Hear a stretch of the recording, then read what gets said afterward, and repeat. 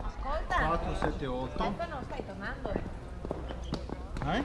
Ah, va bene, allora, 40 minuti io torno indietro.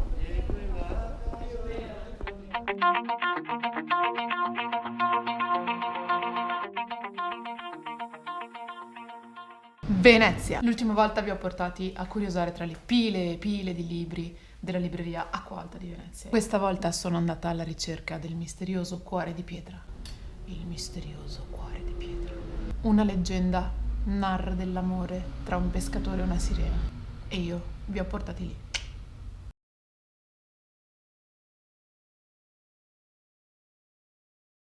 Per arrivare al Sestriere di Castello, qui è la stazione, perdonate la voce scarsa che ho oggi, dobbiamo arrivare fino a qui, Castello, qua c'è San Marco e ci metteremo intorno ai 45 minuti, ma ce la godremo con calma. Orio era un giovane pescatore che una notte, tra le sue reti gettate al largo di Malamocco, pescò una sirena, Melusina. Il pescatore la liberò, ma entrambi passarono la notte a parlare. Si erano innamorati. Allo spuntare del giorno i due si lasciarono con la promessa di rincontrarsi ogni notte a parte il sabato. Per 2 settimane i due si ritrovavano così la notte e più volte Orio chiese di sposarla. Melusina ne era ben felice, ma avrebbe dovuto continuare ad incontrarlo in questo modo fino al giorno delle nozze. Il terzo sabato però Orio non riuscì a non volerla vedere. Così si recò nel solito posto, ma non la vide arrivare. Vide invece una grande serpe di mare. Era Melusina che ogni sabato era costretta a trasformarsi in un serpente a causa di un maleficio.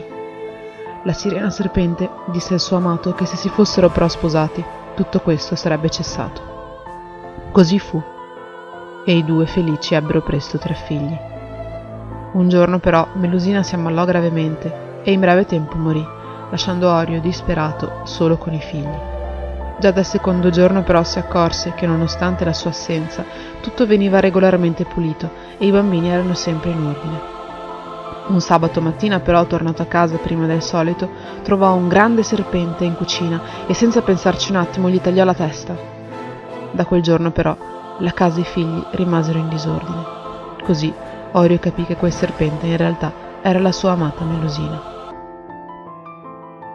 È a ricordo di questa storia che il cuore di pietra è stato posto lì, dove in origine sorgeva la loro casa.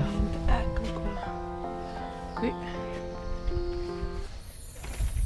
Ecco qua.